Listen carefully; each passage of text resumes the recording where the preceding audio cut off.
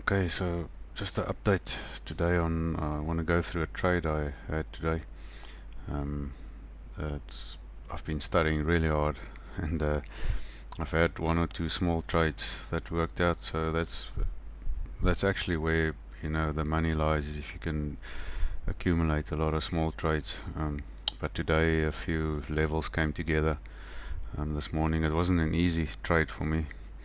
It was quite agonizing to get into it because I was slightly late, but in the end it played out well, and I think it's worth sharing because it's something even I will look back on and try to learn from, and I'm recording it in my journal, which is also a very important part of trading, to journal all your trades, the winning trades and the losing trades. So let's go. This is a zoomed out chart on the 4-hour. So there's our all-time high of 64,000, and this was about 2 weeks ago, or the 7th of September, what, a month ago. And so those highs, if we draw a trend line from the top to there, you can see it crossed on more or less yesterday or the day before, over the weekend we crossed over that trend line, and then I'm just going to zoom in a little bit, and then we retested it again today. So a retest is really bullish.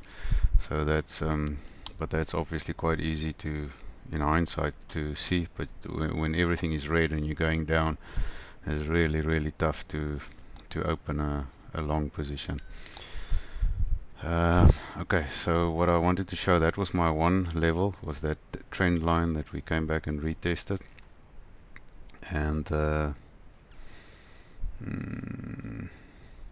okay, the other one is obviously, okay, that's not obvious, it's our fixed range. So I showed in a previous video the fixed range. So what I did is I pulled the fixed range from the 26th, around the 26th. So I wanted to, I'm just going to hide it again. So it's this area here. So I want to exclude this area here because that was like in a different range. We were in a different channel. So once we broke out of that range, we got into this range. Let me just zoom out a bit. You can see the different ranges. So that range there, let me get something to write with here. So that was a range there, and then obviously that was a range there, and we're entering basically into that range there when we exit this one. Okay, so let's get rid of this. That's my reason for pulling the fixed range from where I did. Okay, and so you'll see, I also explained on the previous videos, that highlighted area is the value area of that range. So that's the value area low and the value area high.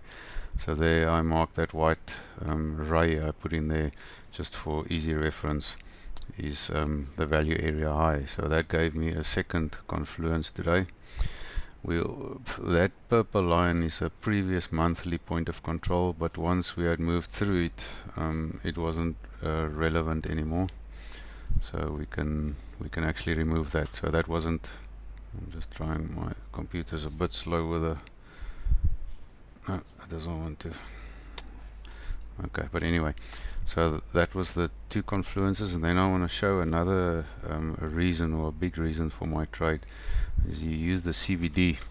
So I'm just going to go to the CVD. The meaning of CVD is cumulative volume delta. The cumulative volume delta displays the cumulative volume changes based on the volume traded by sell aggressors versus buy aggressors. So I think that's self-explanatory. Get back here and then I'll show you what I looked at exactly. I think it was on the 1 hour.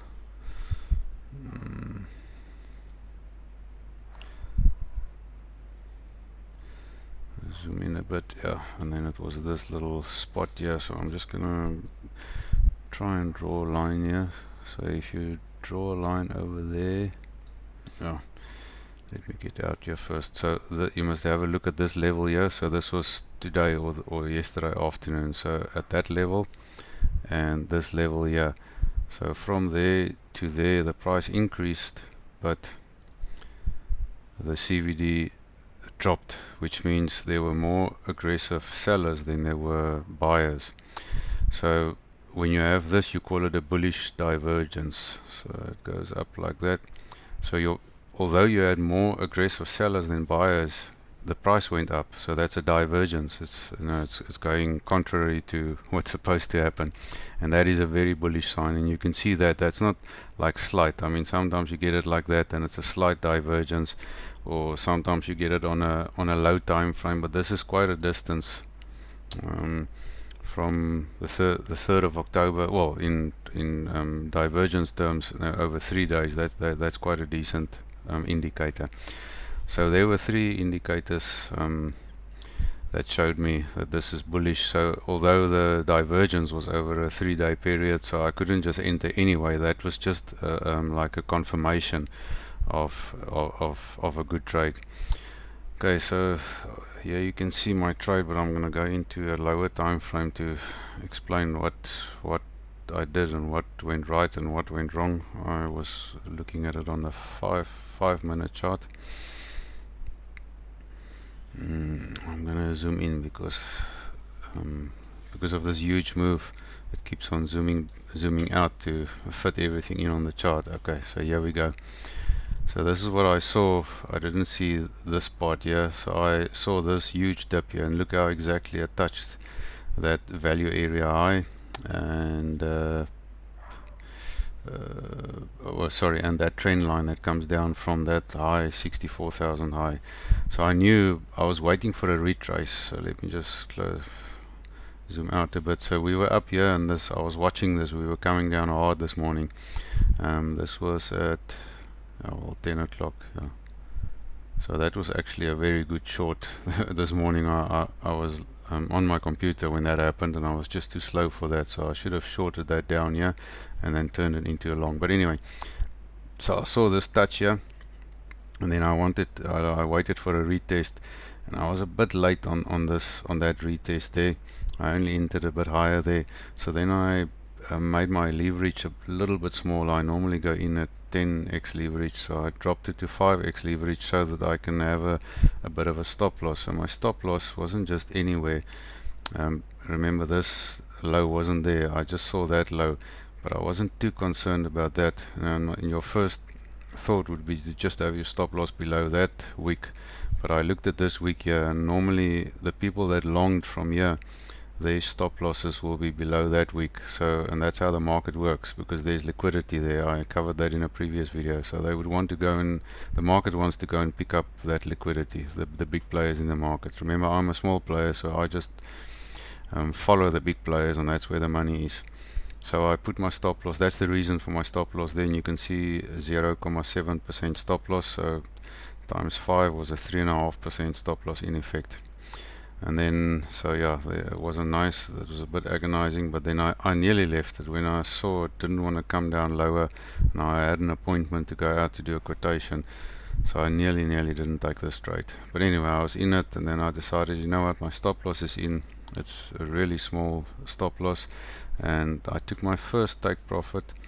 Was quite close. It was, I think, yeah, just at that low there. There was my first take profit, and then my second take profit was on that VWAP.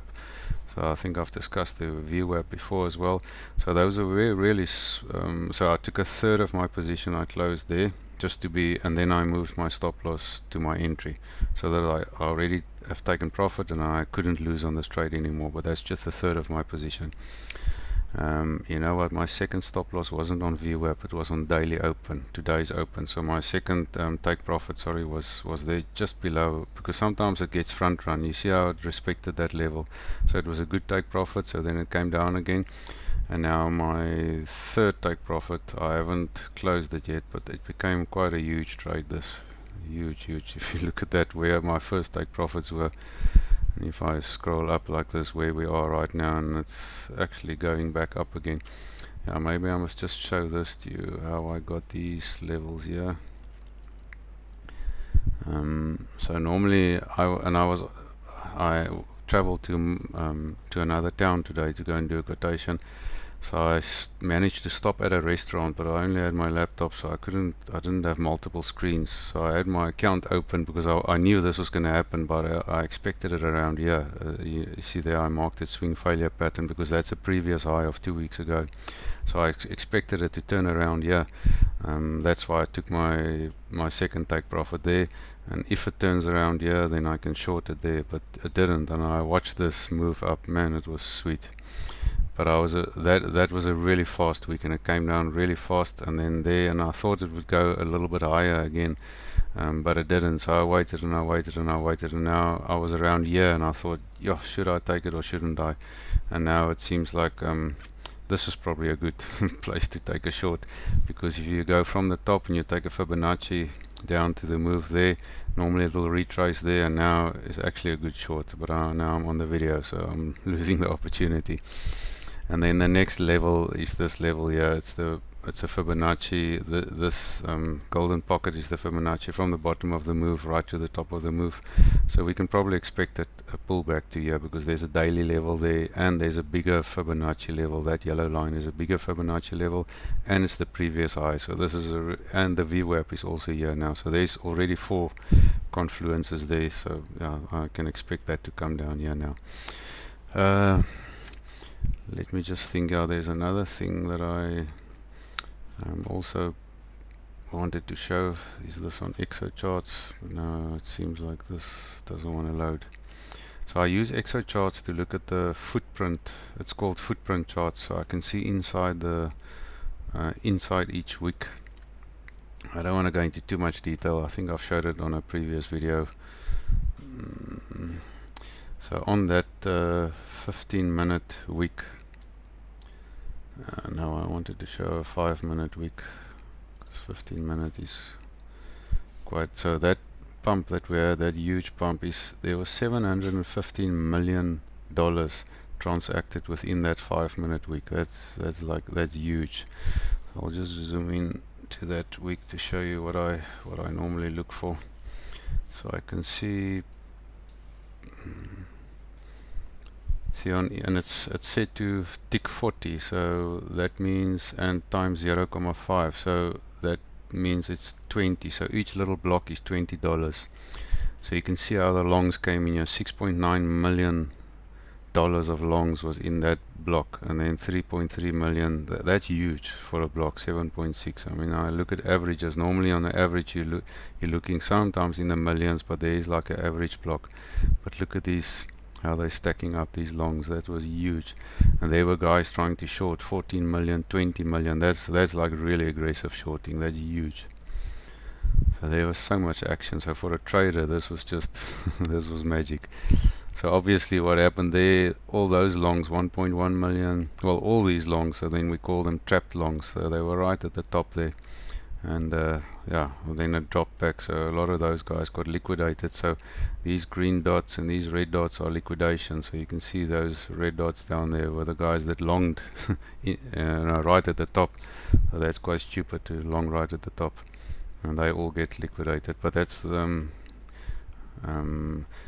yeah, I don't want to be rude, but that's stupid money, you know, and those are the people that actually bring the liquidity into the market for other people to make money, because someone has to lose money for the rest to make money. Okay, so that's a long story. I just wanted to share that trade. Really excited. It's a good trade. Alright, cheers.